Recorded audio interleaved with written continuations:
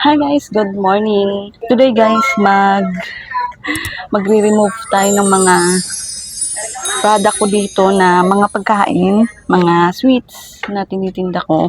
Kasi parang hindi na siya kaaya-aya na ibenta dahil hindi ko siya napaubos guys. Sad to say.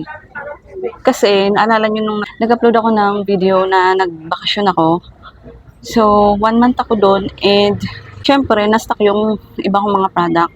So, ayun, kaya hindi natin siya napaubo. So, yun yung dahilan, guys. Kaya ngayon, kaysa masira ako sa mga customer ko, or masira yung mga tiyan ng aking mga customer, lalo't mga bata, kailangan talaga natin mag-give up ng product. Lalo na't pagkain kasi siya. Kung toys lang, walang problema kahit gaano katagal siya mabenta. Pero ngayon, kailangan ko na talaga siyang alisin at mapalitan na ng mga bago. And excited ako guys kasi may mga pinurchase na ako na basta papakita ko sa inyo yung mga ipapalit ko dito. Sa akin mga dating display na mga candies, ayun, malos, gummies. So papakita ko sa inyo guys yung mga alisin natin dito. Ayan. So, pasensya na guys at medyo hindi siya ganun kalinis. Dahil maglilinis pa lang ako. Ayan, di pa ako nakapaglinis kasi medyo busy. So, dito yung mga aalisin natin guys ay medyo ilan to. Nako. Una guys, ito. Ayan.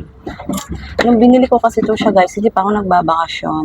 Tapos ayun, nagbakasyon ako. Medyo matagal-tagal. Ayan, na-stock to. Ayan. So, hindi pa naman siya guys expired pero nadarang kasi siya sa init.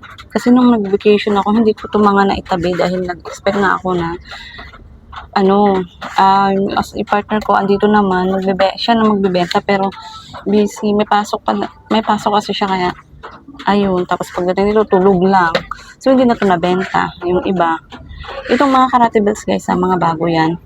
So isa to sa mga aalisin ko dahil may amoy, iba na yung amoy niya. Hindi siya mabaho pero parang amoy stock, ayun. So hindi na talaga siya pwede ibenta. May bawi naman na siguro ako sa kapital. Kahit wala ng tubo, okay lang. Basta hindi tayo makasira ng customer. Tapos, eto guys, hindi ko maalala kung binili ko ba to nung tapos na ako magbakasyon. Basta kukunin ko na siya kasi hindi na maganda yung texture niya. O, nakakain pa naman siya pero hindi na kasi maganda texture niya dahil guys mainit nga kasi. Yung ganitong klaseng pagkain pala, pagka nadarang sa init, nainitan siya, ay nagdidikit-dikit siya, nagmo-moist siya ng sobra. Ayan, kaya hindi na siya kaya ibenta. Baka sabihin nila sira. So, remove na natin yan. Ayan. So, ito guys, itong malos na to, kasabayan niya nito. Pero okay yung texture nito, okay pa yung scent niya, yung amoy niya, wala akong problema dito. So, ayan, kinakain ko pa ngayon eh. So, mag-stay lang yan siya dyan. Tapos dito guys sa gummies, meron akong gummies dito. Eto siya guys, oh. Ayan. Marami pa din gustong bumili niyan, pero ayoko na ibenta yan. Tsaka ilan na lang naman din yan eh. Bawi-bawi na ako dyan, kaya ayan. Hindi pa to expired, pero stock na siya, kaya alisin natin yan. At ito pang isa guys, medyo marami-rami to.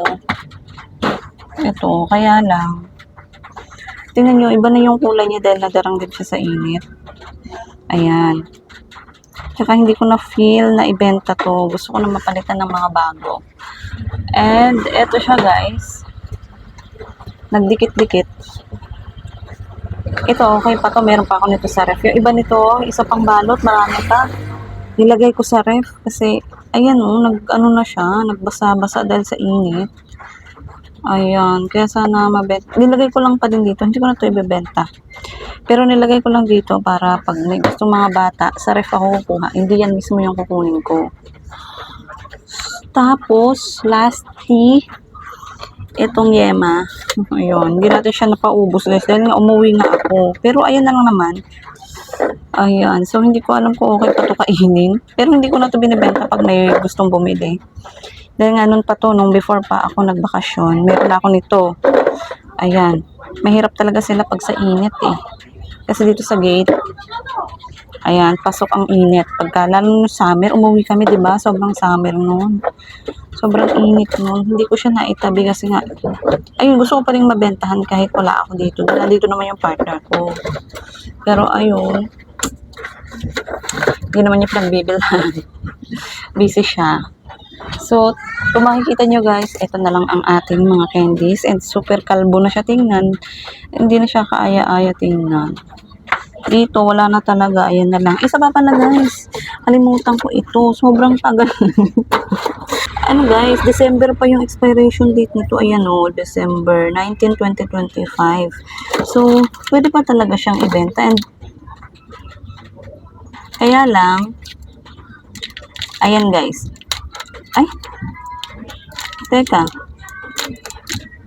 Parang, ewan ko, malambot na ba or ano? Malambot na ata siya dahil nasa init. So, baka alisin ko na din yan.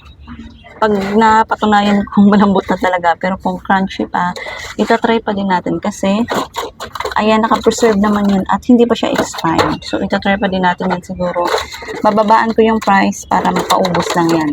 Baka gawin kong 2-5 piso. Ayan. So, bawi na din naman ako dyan. Importante, hindi tayo nalugi kasi nabawi naman natin yung capital. Yun yung importante.